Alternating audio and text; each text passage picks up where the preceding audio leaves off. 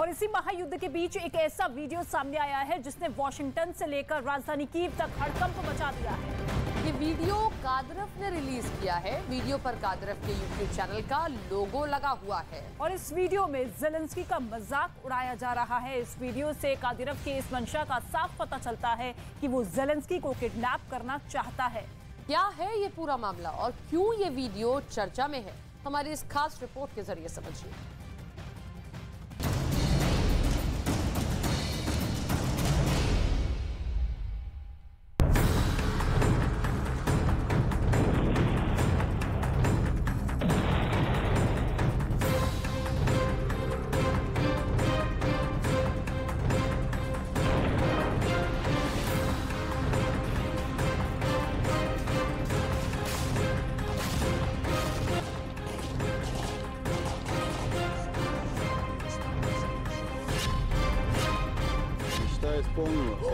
Что правда? Обалденно! Гасить нацистов! Kadyrov का plan, Zelensky का अपहरण और युद्ध खत्म। Ребят, ну, пожалуйста, Ахмат сила! Ахмат сила, ребят! Ахмат сила! Ребята, пожалуйста, вы что говорите, что они очень мертвые? ज़ेलेंस्की को किडनैप करने का प्लान, ये कादिरफ का प्लान है जो कादिरफ ने एक वीडियो के जरिए रिलीज किया है।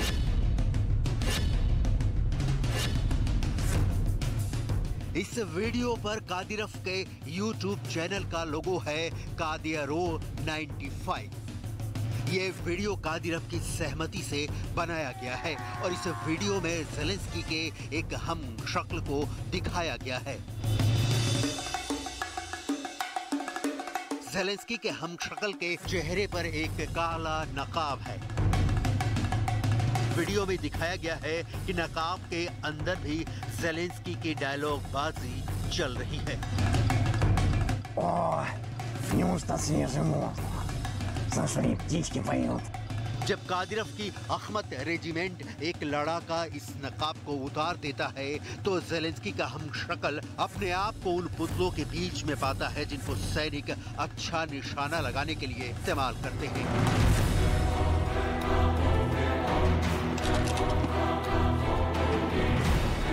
इसके बाद ज़ेलेंस्की का हमशक्ल खुद को बचाने के लिए कादिरफ के लड़ाकों की ताकत की प्रशंसा करता है। Ребят, ну, пожалуйста, Ахмат сила! Ахмат сила, ребят! Ахмат сила! Ребята, пожалуйста, вы что говорите, что... और फिर ज़ेलेंस्की का डुप्लीकेट चीख कर अमेरिका के राष्ट्रपति को बुलाता है। Biden! Biden! लेकिन कादिरफ का खूंखार लड़ाका कुछ भी सुनने को तैयार नहीं होता है और गोलियों की बौछार से निशाना लगाने वाले पुतलों को गोलियों से छलनी कर देता है। Biden! Старый ты пердун! Biden! Biden, сучара старая! ये पूरा वीडियो 1 मिनट 37 सेकंड का है और इसी में छुपी है कादिरफ की स्ट्रेटजी।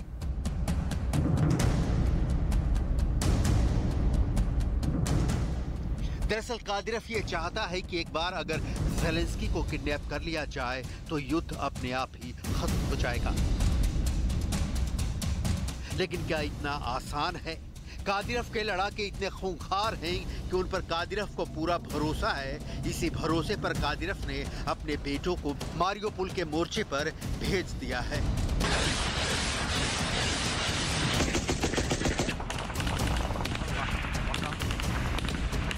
लेकिन सवाल यह है कि क्या ज़ेलेंस्की को किडनैप करने का प्लान कभी कामयाब भी हो सकता है? दरअसल ज़ेलेंस्की अपनी सिक्योरिटी को लेकर बहुत चौकन्ने रहते हैं। उन्होंने कीव के अंदर प्रेसिडेंट हाउस में भी बंकर बना रखा है। ये तस्वीर वॉग्यू मैगजीन ने जारी की थी। कीव के अंदर प्रेसिडेंट हाउस के आसमान पर नेटो के एयर डिफेंस लगे हुए हैं। कहते हैं यहाँ परिंदा भी पर नहीं मार सकता है। इसके अलावा यूक्रेन की स्पेशल फोर्सेस 24 घंटे हर पल ज़ेलेंस्की की सुरक्षा के लिए चौकन्ने रहते हैं।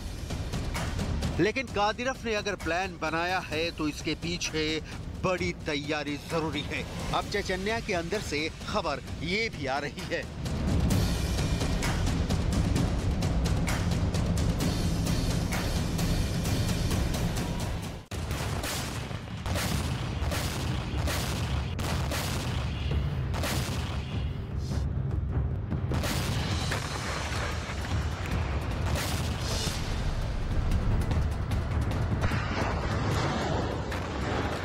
पुतिन और कादिरोव की सेनाओं ने अपहरण को युद्ध के एक हथियार के तौर पर इस्तेमाल किया है।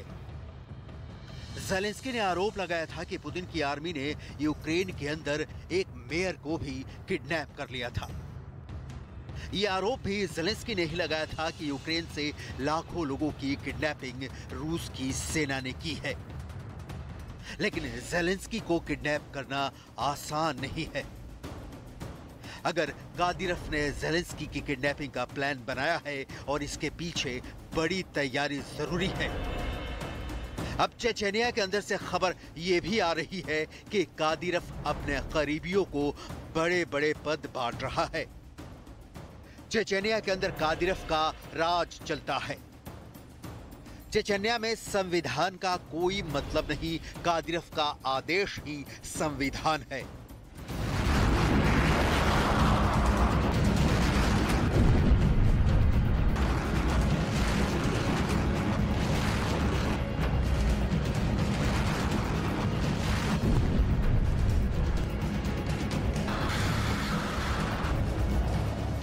रमजान कादिरोव ने अपने दामाद एडम अलखानोव को चेचेनिया की सरकार में एक बड़े पद पर नियुक्त कर दिया है। एडम अलखानोव का विवाह रमजान कादिरोव की दूसरी बेटी खदीजहत से हुआ है।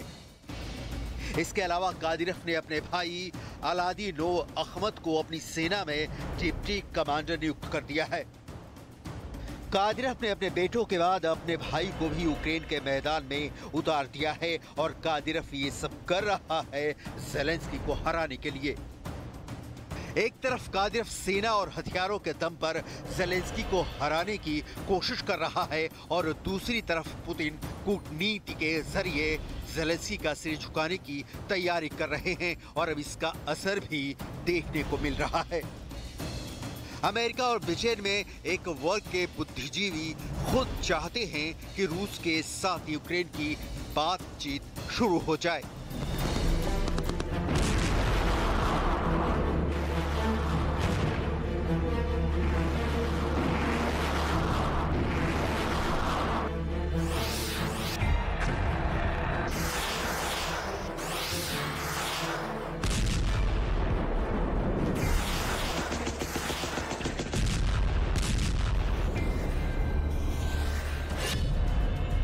क्योंकि अमेरिका के अंदर बाइडेन यूक्रेन को भारी मदद के चलते रिपब्लिकन्स के द्वारा भारी आलोचना का शिकार हो रहे हैं।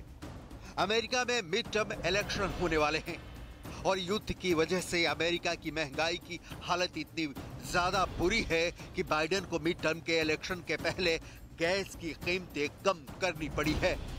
दूसरी तरफ ब्रिटेन के अंदर अर्थव्यवस्था संभल नहीं रही और बोरिस जॉनसन और लीज ट्रस को इस्तीफा देना पड़ा है।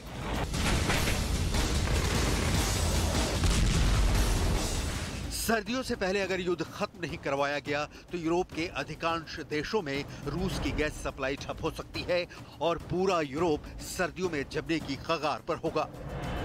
इसलिए ज्यादातर नेटो देश भी युद्ध खत्म करना चाहते हैं। पुतिन इसलिए युद्ध खत्म करना चाहते हैं क्योंकि वो अपना टारगेट पूरा कर चुके हैं। लुहांस्क, डोनेस्क, जापोरिजिया और खेरसोन के कुछ इलाकों पर अभी पुतिन का कब्जा है। इसके अलावा रूस की सेना को युद्ध में पीछे हटना पड़ रहा है। इसलिए अगर आज ही युद्ध खत्म हो जाए और यथास्थिति बरकरार रहे तो रूस को ही सबसे ज्यादा फायदा होगा। और यही कारण है कि पुतिन खुद चाहते हैं कि अब युद्ध विराम हो जाए और शांति की बात की जाए। इसलिए पिछले महीने अक्टूबर में सिर्फ एक हफ्ते के अंदर ही पुतिन के इशारों पर रूस के रक्षा मंत्री ने 2 बार अमेरिका के रक्षा मंत्री से फोन पर बात की थी। लेकिन ज़ेलेंस्की काफी परेशान हो रहे हैं क्योंकि अगर रूस और अमेरिका के बीच साठगांठ हो गई तो यूक्रेन जंग में अकेला पड़ जाएगा और लुहांस्क, डोनेस्क, खेरसोन और जापोरिजिया के इलाके हमेशा के लिए उससे अलग हो जाएंगे। ज़ेलेंस्की नहीं चाहते हैं कि युद्ध खत्म हो, लेकिन बाइडेन पर अमेरिका की राजनीति का घरेलू दबाव बहुत ज्यादा है। वैसे भी अंतर्राष्ट्रीय कूटनीति में पुतिन की चालों का मुकाबला कोई नहीं कर सकता है।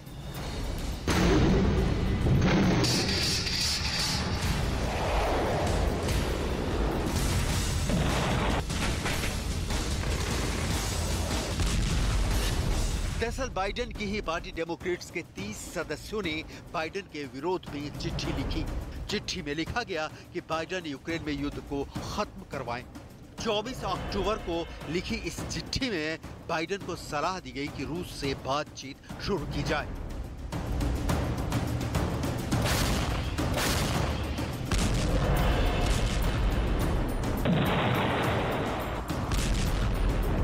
जब यूक्रेन की तरफ से इस बातचीत का विरोध किया जा रहा है, तब अमेरिका की तरफ से ये सफाई दी गई है कि रूस को बातचीत का प्रस्ताव इसलिए दिया जा रहा है ताकि उनकी इमेज दुनिया में अच्छी बनी रहे। और ये युद्ध विराम तो यूक्रेन की भी जरूरत है क्योंकि ये कीव की सबसे ताजा तस्वीर है। कभी ये स्ट्रीट लाइट्स कीव की रातों को खूबसूरत बनाया करती थी, लेकिन आज पूरे कीव में अंधेरा छाया हुआ है क्योंकि कीव के बिजली घर रूस की मिसाइलों से तबाह हो चुके हैं। और दुनिया की भी डिमांड यही है कि अब किसी तरह शांति स्थापित की जाए।